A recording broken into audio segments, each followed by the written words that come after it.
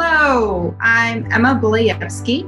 I am a senior user experience researcher, and this is UX Pursuit.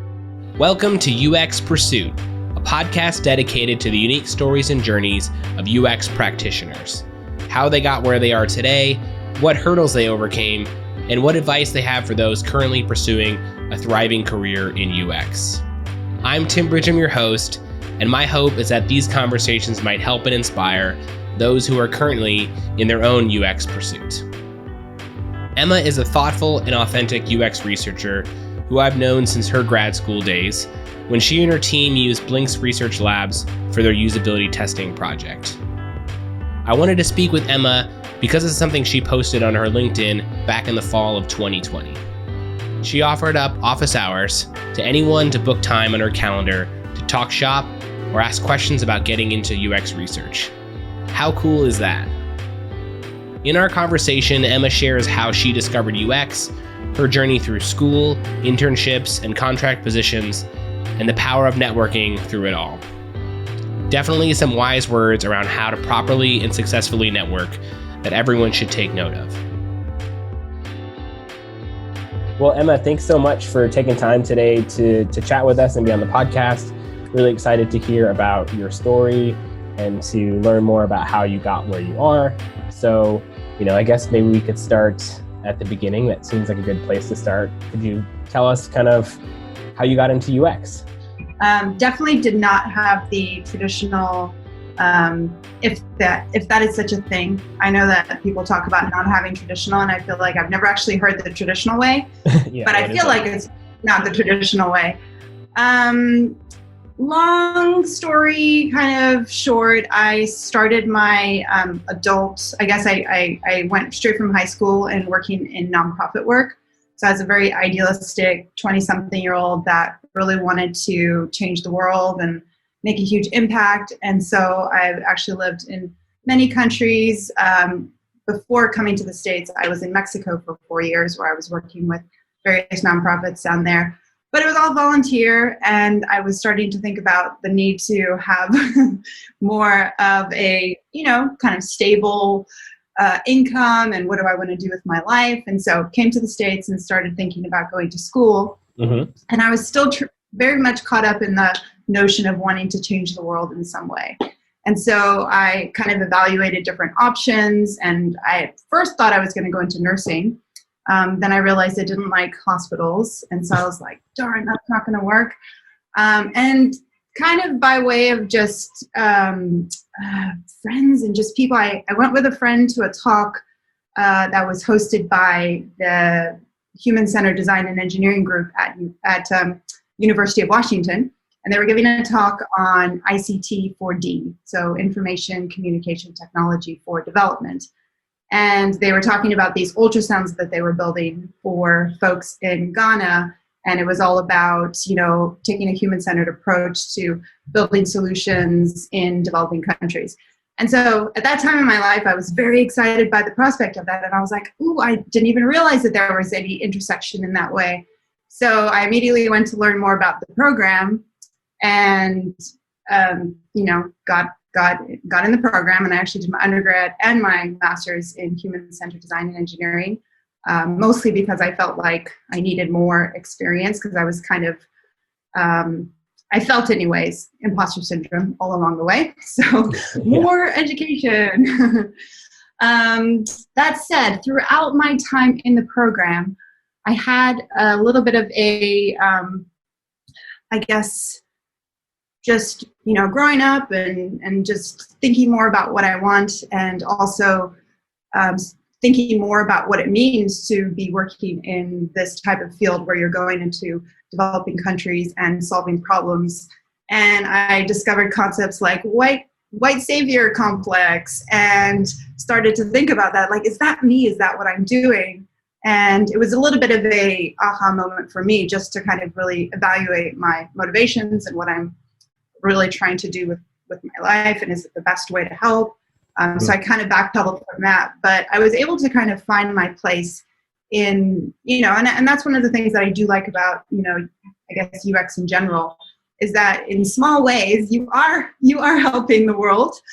You may not be going into like, traveling across the world. I mean, I guess you could be, and solving huge social problems. Right. You are doing something that's impactful. So it's allowed me to kind of do something where I feel fulfilled, and I'm also thinking about that future thing that I want to do, where I can save the world sometime later in my life when I figured out how to do that without too much harm. That was the path. Yeah.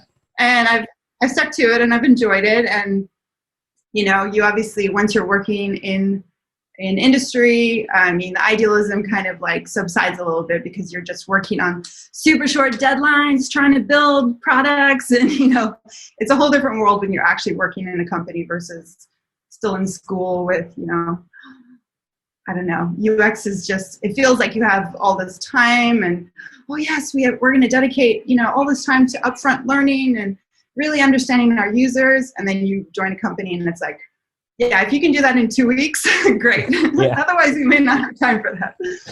Yeah. But yeah, it's been good.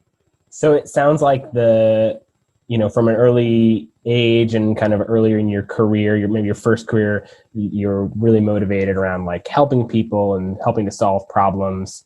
Is that like, and you talked about that conference that you went to, was that sort of the big aha moment that like UX could be this way to sort of have a job, make a living, but also still kind of follow your passion of problem solving? And yeah, totally. I mean, I was really, when you look at the textbooks of, or any sort of kids book on like jobs that you could have as an adult, you usually don't see anything like UX designer or UX researcher. It's like, these kind of standard jobs. And so I just had no notion of anything like this existing. So kind of the realization or discovery of it was very, it was very exciting, because it just seemed like in that moment, like it was like, it was interesting and appealed to my kind of the sense of what I wanted to do with my life. And I knew that I did not want to be a technical, I did not want to go into like programming and development. I just like that sort of, but I really appreciate now, even more so today, actually, that intersection of being, the company I currently work at is a very technical space. And I was a little intimidated by that at first, but there's like just an interesting, it's become more and more interesting the more that I've done it. And I've started to learn, sort of different ways of making an impact, I guess. And, it's taken me into just thinking about, the UX of your company. Like, we're always looking at our users, and that's great. But I've started, and, maybe this is the nature of the company that I work in. It's a little lower maturity, in the sense that we haven't had design and research as a function for as long as engineering, for example. And you can't necessarily come in as a UX researcher and just do all this research just because they hired you for it. There's that need to have, a good foundation where people understand why you're doing it and what they should do with that research, and how this will impact their work, and, all of those things. And so you have to be thinking about how to create the environment where research can thrive. So that's another thing that I've just learned along the way, that I didn't necessarily have that experience at school or anything. And I didn't think that would be something that was sort of what I would be doing or what I'd be interested in. But I kind of have learned this sort of, while I love doing the research that impacts our products, but I'm also very much looking at the internal workings of our company to see like what's not working, what can we do to improve processes or how we work to make our researchers, and I mean, it's not about making the researchers more effective, but, sort of. It's about making it possible for us to really, for our companies to make the best use of us as researchers. So we're not kind of sitting on the sidelines, and, so it's been kind of a journey that I didn't necessarily expect that it would have twists and turns, and that I would find new areas of interest along the way that are all kind of appealing to, appealing to me, that I didn't know even I was interested in. So it's been, Yeah, that's great to hear. I know oftentimes companies, it's like an uphill battle to get like a more design and research focus, and sort of you have to sell research. So it sounds like that's something that you are advocating for, which is exciting to hear, though I know it's probably sometimes an uphill battle. Yeah, I mean, one thing that's really saved me is I discovered maturity models. So Okay. if you ever need to feel sort of, and this is probably applies more for an in-house researcher. I don't know how it works with agencies, but maybe the same thing. There's quite a few out there, and they have them across all different, it's not just research or design. I've seen product management ones, organizational ones. But looking at those models and understanding, that a lot of thought went into them, that your company or the organization you work at is at a certain level, and they need to sort of start doing certain practices or have a certain foundation built before you can move up to the next level. And one thing, and I don't have a ton of experience in many companies, but I have a little bit of an assumption that for people who really struggle with ROI and like, oh, we need to prove the value of research and this is always such an uphill battle, I feel like there might be a mismatch in the level of maturity that they believe that organization is at. And perhaps if you tailored all of your work to the maturity that you are at or your organization is at, you might be more effective. That's a bit of an assumption at this point, but it's one that I'm going to explore and see if it holds true. Okay. Just because that, the frustration and the sort of, you need to do this, it might be the wrong things we're asking of people at the wrong times, just given where they're at. So, yeah. It's always a work in progress, right? We're always growing and maturing and trying to figure out the best way to do things. Well, one thing I wanted to go back to is you said, hey, I didn't really have the traditional, and obviously there isn't necessarily like a traditional path to UX. But I think it is interesting that you did study in undergrad, which I think is probably something that's growing more, is this opportunity to do an undergrad degree in sort of a UX field. Yours was in the user-centered design program. What was that like to get into like an undergrad model? And then I'd love to know like why you took the next step to like getting a master's degree. So the getting in part, I have nothing to compare it to what it's like to get in. I know, based on, I did kind of talk to some people ahead of time, and I always think it's helpful if you can talk to someone who's already been in the course or somebody just to get some insight into like, what are they actually looking for? Because it's easy to, I guess, imagine that you don't necessarily have the right skills. It's kind of like applying for a job, It's sometimes helpful if you go talk to someone at the company like, oh, tell me about what it's like here. And then you can kind of see, am I a good match for this? So because I had attended that program or that conference, I had connected with some folks. And so I was just kind of trying to understand. And I told them a little bit about just what I had done and like where I had been. And I don't actually, and it's engineering is in the title. So I'm like, oh gosh, am I going to have to like write code as part of this? And that's not what I want to do. And that's not what I have any experience doing. So yeah, tailoring your, the letter that you have to write. I got feedback from folks, and it was really just about talking about my life and where I wanted to go, and kind of the story that I told you earlier about how I got involved in the excitement. And so I think it was pretty easy to get in. It was a very small, or for me anyways, given my background, very non-traditional. It was a very small cohort at that time. I think it was 15 or 20 people. And so, they send you this letter, congratulations, the odds of you getting in here were very slim, but you made it. And so you're like, yes, I did it.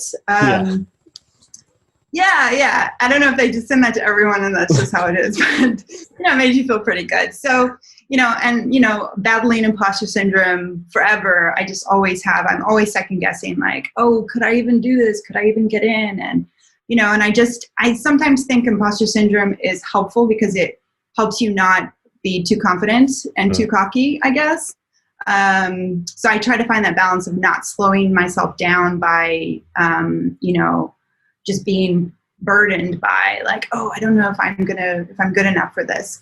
But the way that I tend to kind of handle it is, again, what I was saying is finding people who are just a little bit ahead of me and asking them what they've done, and kind of learning from people that are just a couple steps ahead of me. And I've kind of like kept that going throughout my career, is just kind of reaching out, and it can be hard if people are, scared of talking to strangers, but that was like a big thing for me. I was like, I need to get over this, because I was also like not comfortable just contacting people.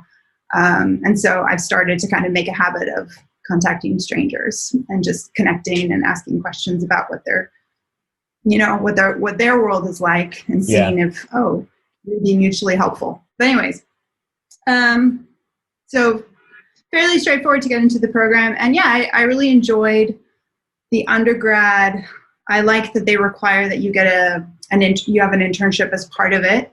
I think that's super important, more than ever, so they also facilitate that internship. You still have to find it yourself, but they help provide lots of opportunities and options.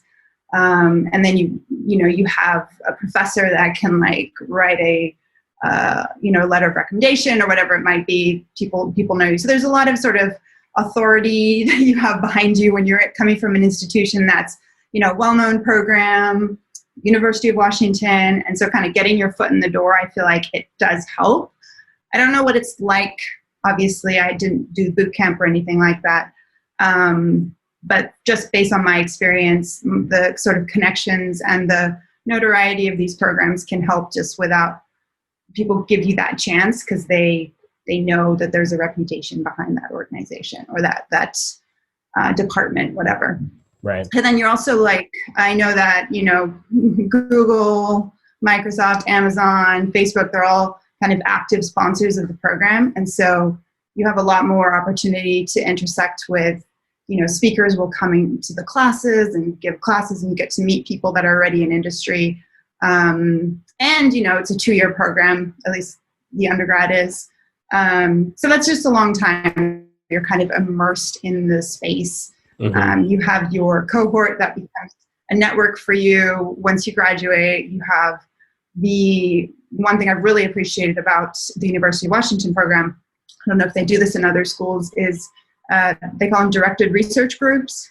So professors are running their own research sort of outside of teaching, and they kind of every quarter they'll put a list of, maybe 10 or 15 different directed research groups that are happening, and you get to kind of pair with the professors on the research that they're doing. And so they'll kind of make bite-sized, you might be doing analysis, you might be helping with interviews, things like that.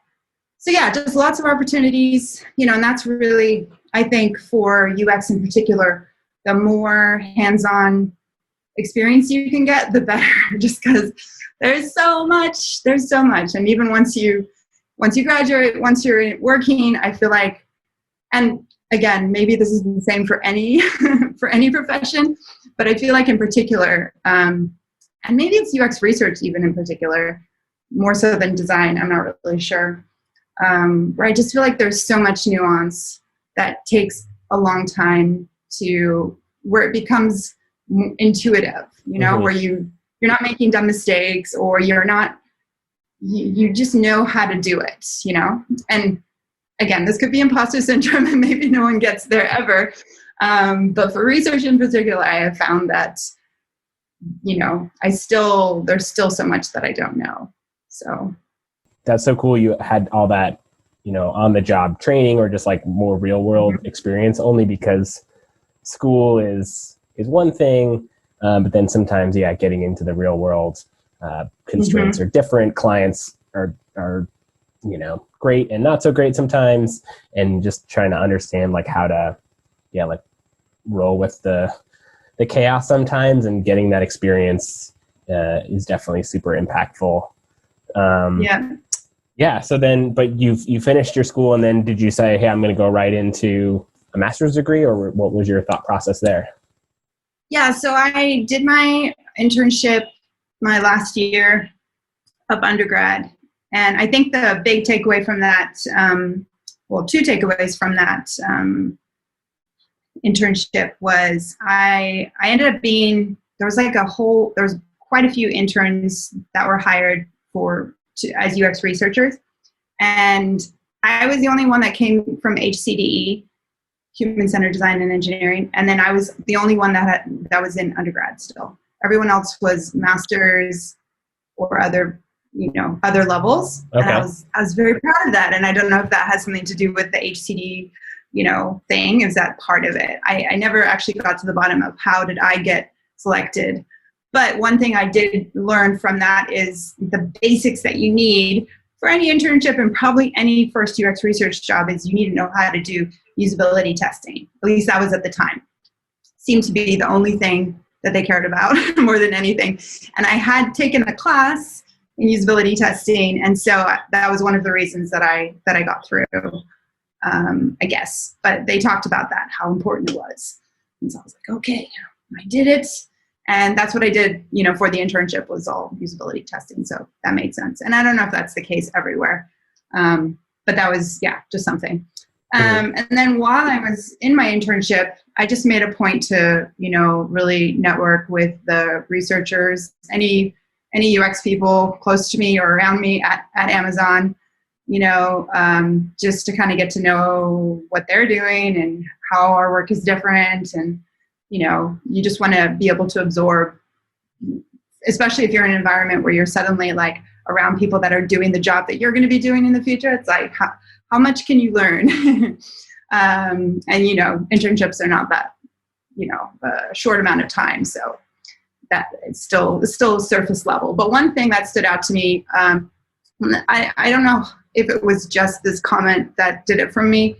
But yeah, I asked a couple of the researchers, like, if you would do this again, or if you were me, would you get your master's? And like, how would that help you? And I had quite a few people who said yes. So I was like, okay.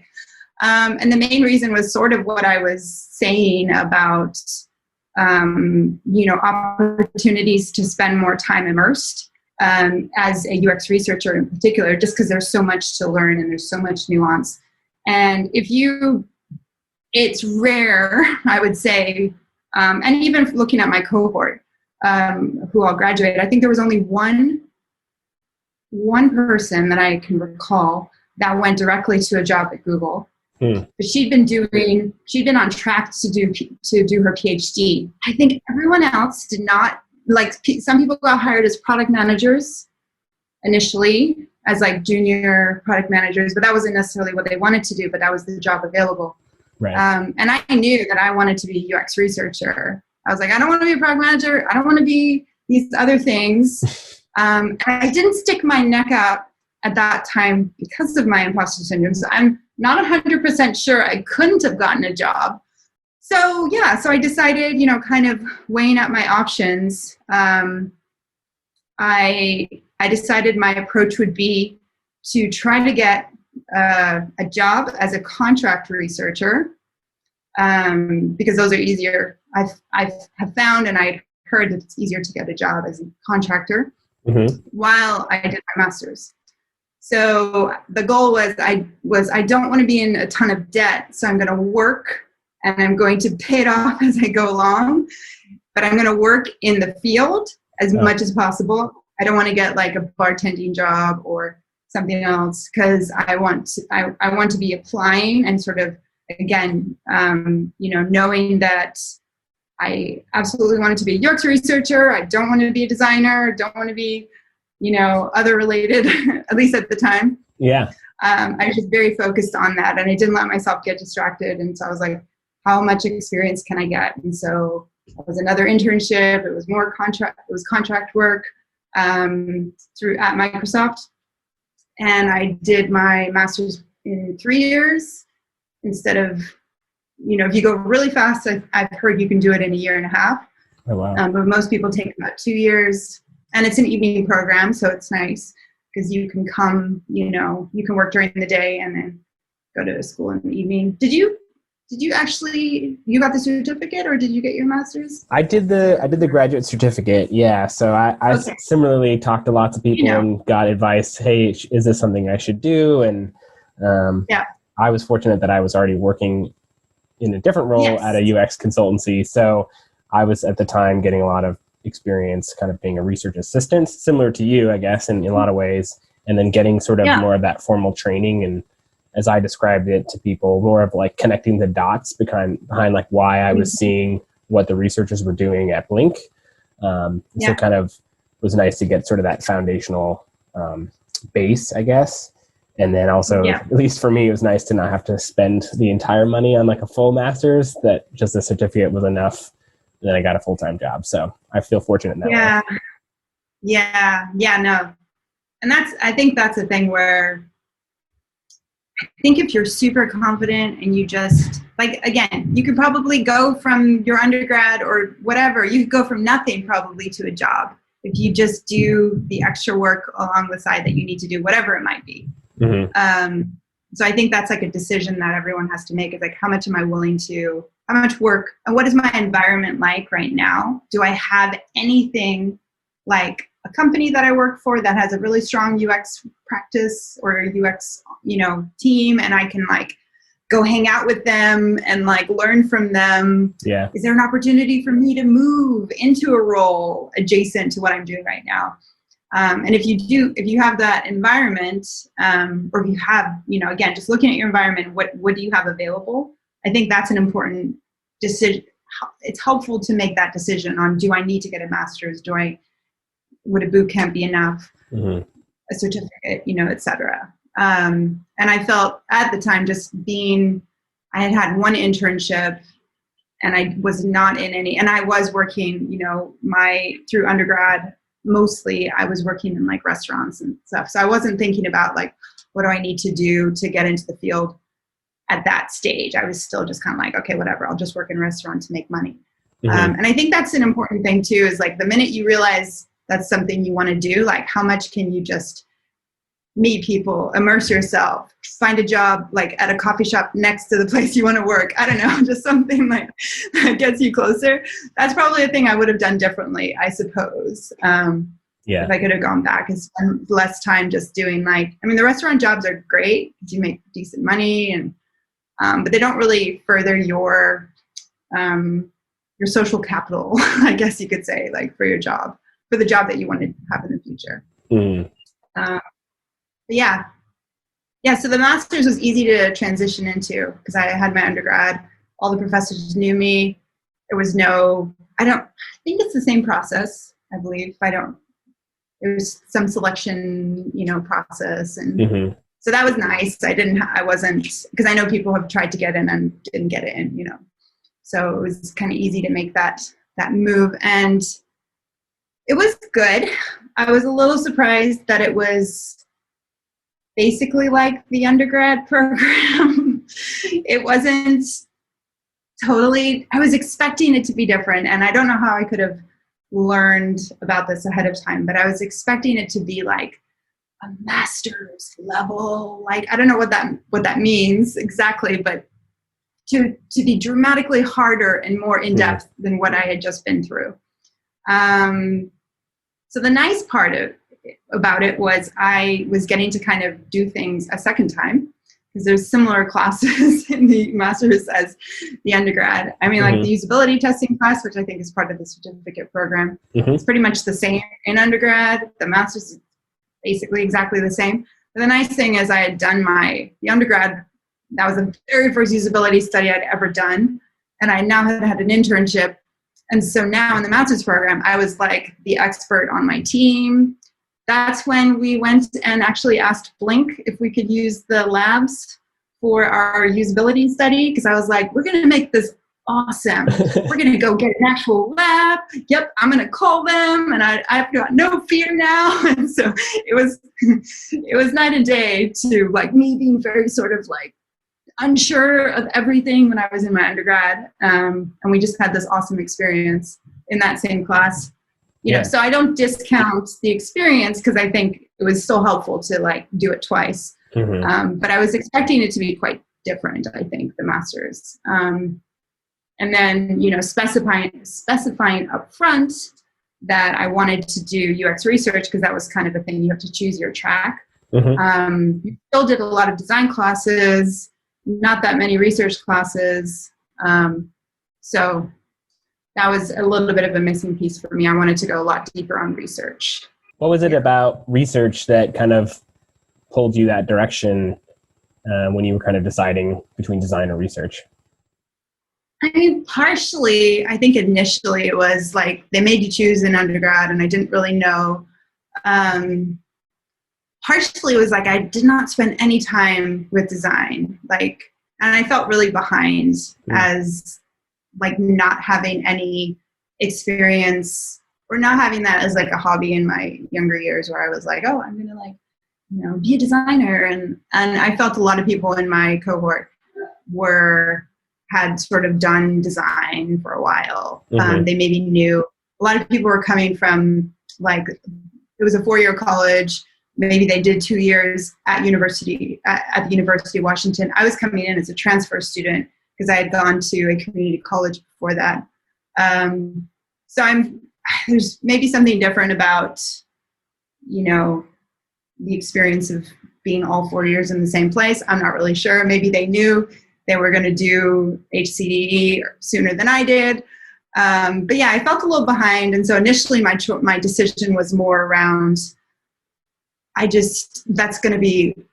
felt like more catching up work that I had to do to learn the tools and learn design because I mean, and this is maybe a misconception, but definitely at the time I was thinking like, oh, my portfolio is just not going to look very good. And I want it to look good and, too focused on making it look pretty. But a lot of our designers, from the program, they had beautiful portfolios. And I was like, I can't compete with that. So initially that's probably what it was, just kind of like the visual design element that everyone seemed to be able to do. So I guess we had unicorns. And I didn't feel like I was one. So I was like, well, research is something I can do, and it's interesting, and I liked the research part of any kind of team project that we did, because it was all team projects all the way through, and there's always a component of research, and so I also enjoyed that portion the most, and would often take ownership of that, while someone else was like, oh, I'll do more design and stuff. So yeah, it was a little bit of, being forced to kind of choose, although it didn't make that much of a difference because we still ended up in most of the same classes together. But I had to make that decision. And then I was like, okay, but if I make it, I'm going to stick with it because I don't want to water myself down and I want to be really focused, so that I don't come out the other end with like, oh, I'm not good at anything. I'm too much of a generalist. But yeah. Cool. And yeah, and so it's worked out. I've continued to enjoy it. Earlier, you talked about not being afraid to talk to people, especially strangers, and that's a big part of research, obviously.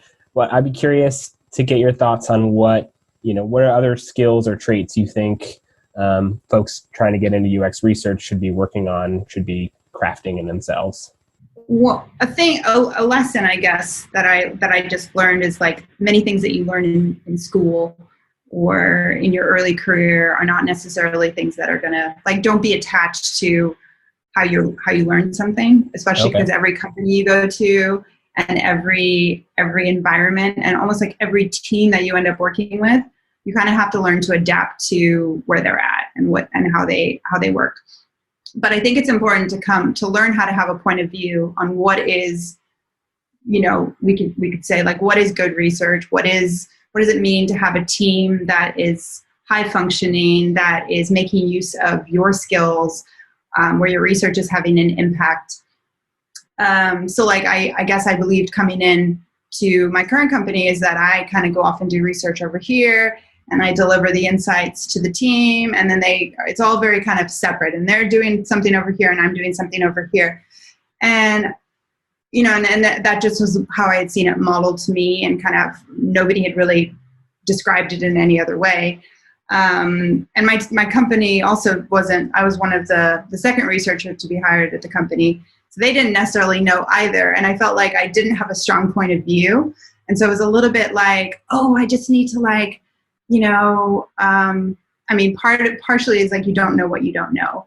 But the other side of it is just, there's a tendency to maybe want to be more a little bit of a people pleaser and kind of not rock the boat too much.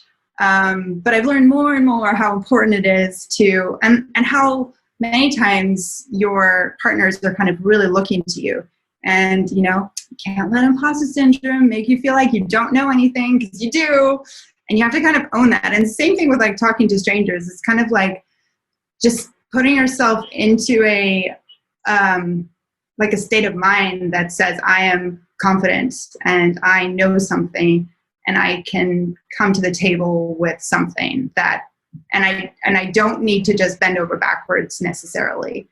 So it's a little bit about like, how do you form good boundaries is definitely I think a lesson that I've learned, you know, in all of this sort of like first job in industry, working in a company where they don't really know what you do. So that's one, you know, it could be different if you go into an organization where research is established, everything is like, you just kind of fit in like a nice little puzzle piece. That might happen. And I'm not really sure how that works exactly. But in my company, I've sort of had to be the expert. And that's tough. It's really hard because I think the biggest challenge that I kind of deal with is I'm always thinking like, do I know enough about research? You know, again, I went to school for a very long time. I worked in many companies because this fear of like, oh gosh, I don't want to be the one that, you know, causes us to make a bad decision because my research was wrong, you know? So kind of letting go of the perfectionist in you, and also, you know, having that confidence to come to the team and say, you know, number one, this is a team sport. I'm not going to go off there and teach and go do some learning separate and then bring back the 10 commandments. You know, we're going to do this together. And that's already been like great to kind of let go of the need for my research to be so perfect. Yeah. Because it's like, we're doing this together, team. What are you learning? What are you learning? Okay, let's talk about it. Let's bring this together. And so the outcome of that type of research is not only better for me because I'm not, you know, living in this kind of state of fear of like, oh my gosh, you know, and I work in a pretty technical space right now, which also adds that layer of just concern and fear of like, oh gosh, you know, sometimes I'm interviewing people and I don't even know the words, do not even understand the words that are coming out of their mouths because they're talking about all these technical concepts. So I've really had to rely on my partners, which is humbling because you kind of want to, it's a whole mix of things. This has been a very interesting, an interesting journey, kind of discovering how your reality is so different once you're like in it, and the things that you learn about yourself and about research, you know, this thing that we thought was this very simple design process that they described at school, where you do step 1, step 2, and you just kind of go through the phases, and then you have research and learning at the other end. It's just, it's not, there's a lot more ambiguity and a lot more of a need to, again, just kind of have that confidence that within that space, you are someone who, you know, has something to bring to the table, and just kind of thinking about how to go about that in the best way. Yeah, that's great. I think that was a roundabout way of saying something. No, I think that's great. I think you know, from what I took out of that is just, that ability to be flexible and adaptable. You know, as you're growing, as one is growing their skills, because we're always learning, we're always adapting, we're always trying to improve on our skills, but then also, to not feel like you have to be the only one doing that, and you can lean on your other researchers if you have them there, or your partners, designers, program managers, whatever.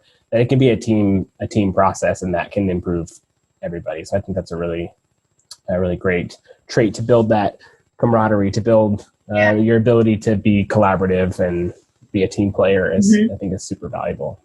Yeah, and I think though that the flexibility is also can be intimidating, just to even being flexible, because it means that, I don't know, if you feel like research or the design process is prescriptive, and you're like, oh, if we don't follow it in this way, or if we don't do it in this way, then that's not going to be a good outcome. So I think it can actually be difficult to learn how to be okay with letting go of things and like being flexible. Mm-hmm. And maybe that is just the thing that comes over time. It's like when you're learning to drive, you have to really think about, on a manual transmission, you have to really think about, when do I change the gear? When do I push the clutch in? And it's a very sort of like intentional thing. But once you learn how to drive, where you've been doing it a while, that you can sometimes skip from like first gear to third gear or something, depending on how fast you're driving. But you don't want to learn it that way necessarily. You learn like, okay, when are the times when I can like kind of let something go? And when are the times I really have to say, you know what, team, this is important. We got to do this. This is non-negotiable. Mm-hmm. Because you can either be earlier in your career, like everything's non-negotiable, and then you're like a pain in the butt to work with because everyone's like, oh gosh, so like prescriptive in how this works, sort of adaptability. But then on the other side, you can be like way too flexible and not have any standards. And you're like, oh, I just need to make the team happy. So I think it's like finding that middle ground that is difficult and I guess just takes time. But it's worth exploring. Like, what are those things you can kind of let go of? What are those things that you really should hold fast to? Mm-hmm. Like for example, do not start any research if you don't define your learning goals up front. What is the thing we're trying to learn? And I've done things where I'm like, we didn't get clear on that. And I thought I understood what they wanted to learn. But I was like, I want to be super proactive. I'm just going to go start this research. And I believe we were on the same page, and then come to find out, oh, that wasn't quite the question we were after. So kind of, there's, and so now I'm like, oh, nope. Going to have this kickoff meeting. We're going to get very clear on, these three things. Nobody's going anywhere until we're really on the same page about that. I mean, not quite, but, something along those lines. Yeah, that makes sense. Yeah, well, one of the things that I recently saw and why I wanted to have you on the podcast was this cool concept that I saw you posted on LinkedIn where you were sort of posting, I don't know, almost office hours or like, hey, let's chat about UX research if you have questions. Tell me, how did that come about or when did that start? Started with having a little bit of lull at my job where I wasn't like crazy busy. So I was able to sort of think a little bit about, I am the kind of person that likes to be busy and likes to sort of have my fingers in lots of different things. And one thing that I tend to focus, and I have tended to focus more on like my own organization, my own company. So, putting together things like we had a design community of practice where, I was very sort of part of that, whole like, okay, how do we create this community of practice? What does it need to be? People were giving talks, people were doing, so it's all about kind of educating around design. Mm-hmm. So there were these things that I was doing. And one thing that I had always just had interest in and didn't ever have an opportunity to do internally because we just didn't have junior researchers, was kind of dipping my toes in the water of mentoring. Yeah. Okay. I was like, oh, maybe I should just try and just see what happens if I just throw something up on LinkedIn and see what I get. And so I kind of made a broad like, oh, hey, if you're a researcher, if you want to talk shop, if you're new to the field, go ahead and grab 30 minutes on my calendar. And initially I was smart because I don't know why I didn't even think about this, but I was like, oh, I'll just have like 2 slots a day on weekdays, like I had 3 slots, morning, afternoon, and evening. And I'll just have, you can only sign up for one slot. And I'm sure it'll just get a couple, so I don't need to be too careful about how many I put out there. But like within seconds, I mean, maybe not quite seconds, but within 24 hours, I had like every single day for like a month and a half, I had somebody signed up. And I just didn't think it would be so popular. And I just didn't put enough, like I probably should have done maybe, twice a week or something like that. So I had 5 days a week for a month and a half. Somebody had signed up. And part of the sign up process was just to put a little blurb on what they wanted to talk about. what's kind of the area of focus, and if you want to share a link with anything. And I was kind of just curious, like, who would sign up in the first place? Would it be other researchers that are already working and, wanting to like connect, maybe researchers, where you're a single team of one? Or would it be, people new to the field? And it was primarily people who were either looking to do sort of a career shift. They were working in, they had a job, but they were looking to transition into UX, and you're sort of later on in their career. Or they were coming from academia and wanted to know how to make that transition. Wow. Or they were just kind of coming in fresh in undergrad, studying psychology or, something like that. Wow. And yeah, it was all related to, how do I make the shift? What do I need to do to get started? And, and some people were new to the field, but wanting to kind of do the talk to strangers thing that I was doing, where they didn't necessarily have an agenda, but they're like, okay, I need to network. I need to get to know people. Yeah. So it was really good. It was I would do it again by maybe limiting much more so the time slots, even though I thought I did a good job. I just didn't realize it would kind of be so popular. Yeah. So I did that for a month and a half. And then I ended up signing up for the Ladies at UX mentoring program to try a more formal mentorship where you're just working one-on-one with someone. They had contacted me. So it was a little bit, So it was initially just to kind of get my feet wet there, figure out, do I like this sort of thing where I'm, helping younger or just folks who are interested in the field. Mm-hmm. And I do. I think it is. I thought it was very interesting, and so trying to sort of continuing it on a smaller scale. Yeah, no, that's awesome. With a one-on-one.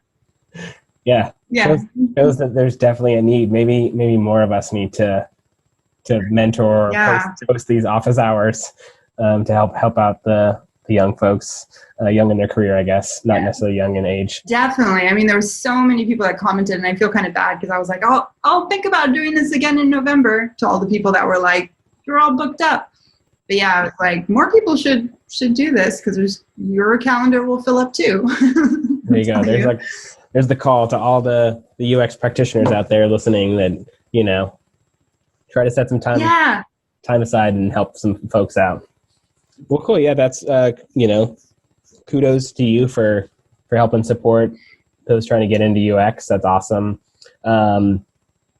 Anything else that stands out in kind of your story that you feel like is important for people to know about trying to get into UX, or other advice that you think, folks listening would want to know, would want to hear?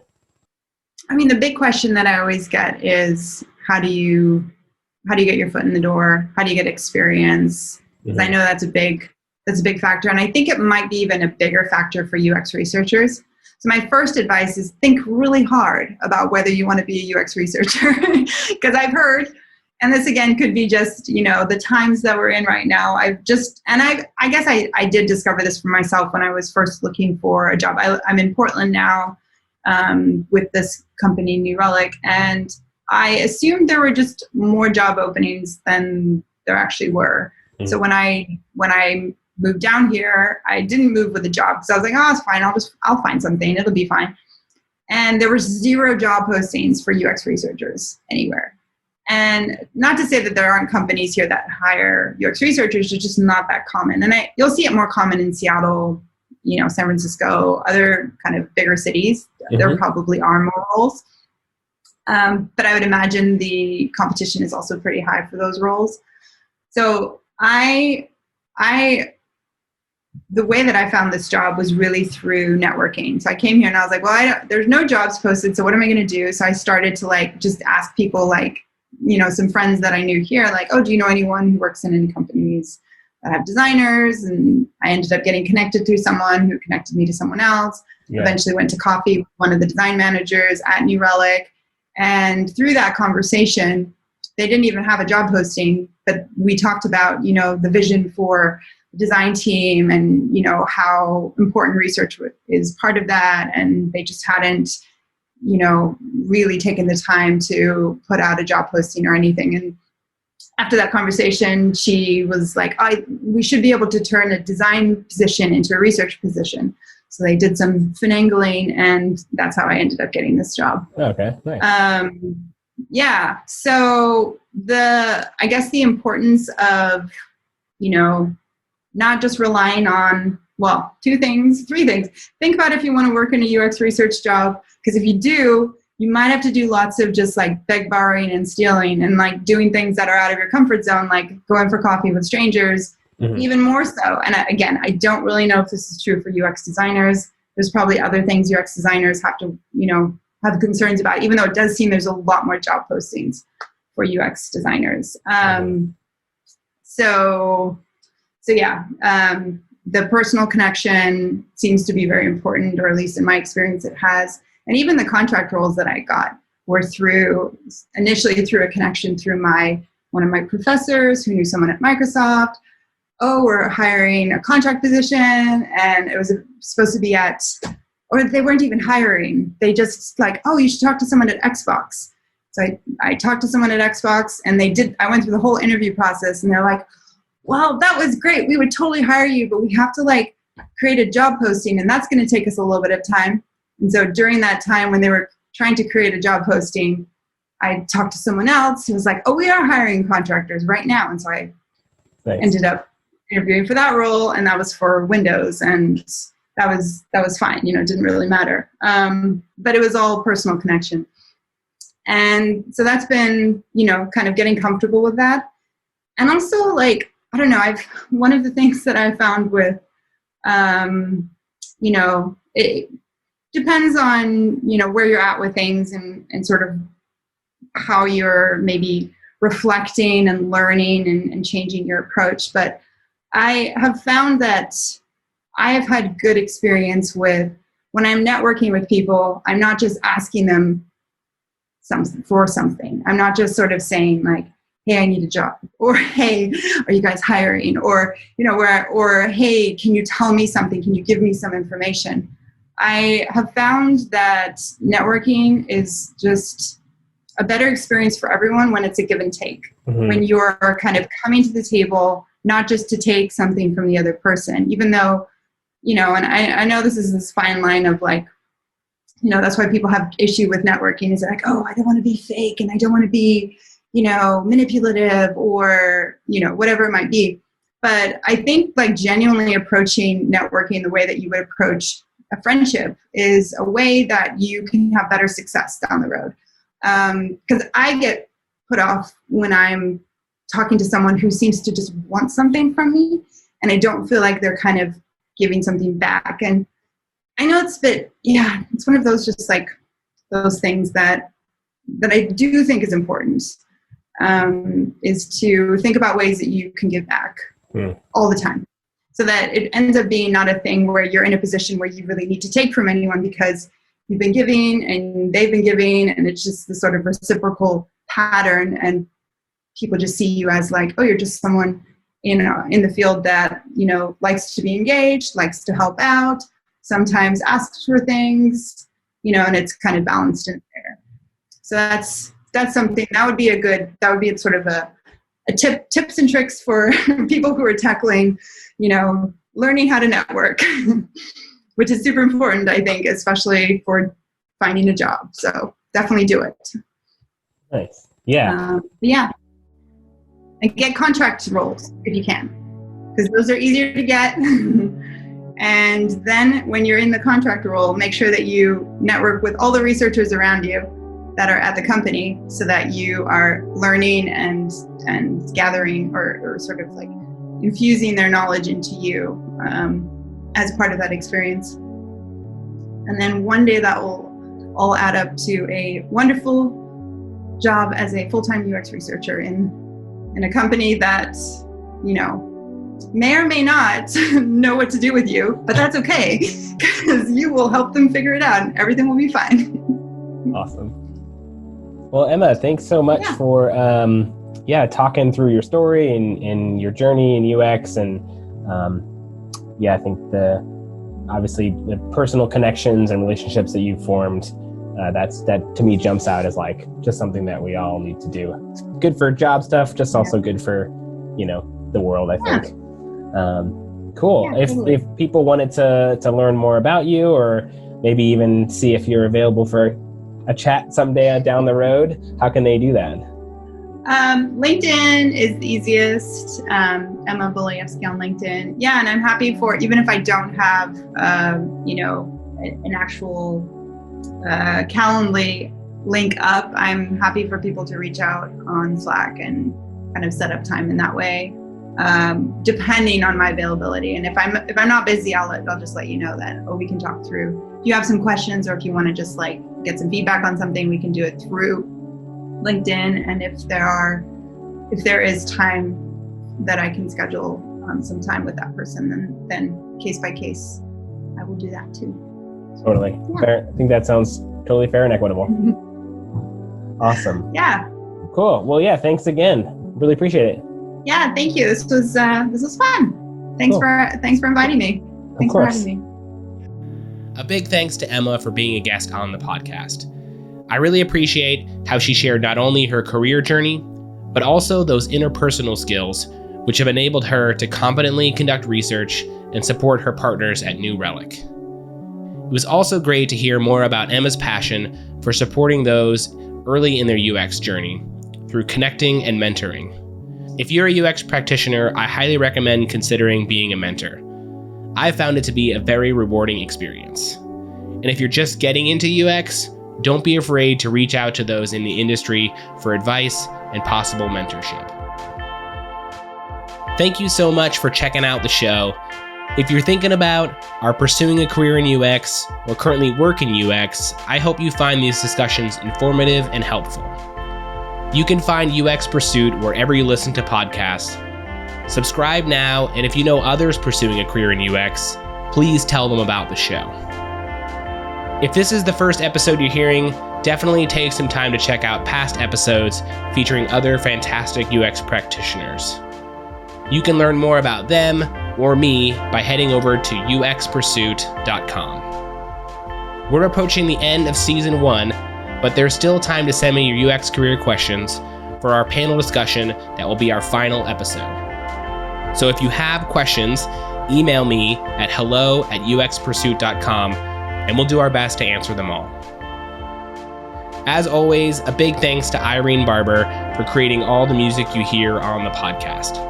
Be sure to check out her music under the artist name Nearby on Spotify or at nearbymusic.bandcamp.com.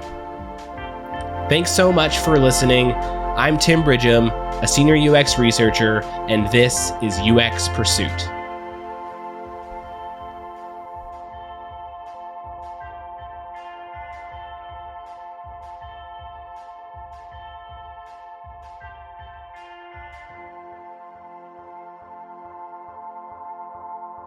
Well, hope you are doing well. Didn't get to learn anything about you, but maybe next time. Sorry. Maybe you need to interview yourself as part of this.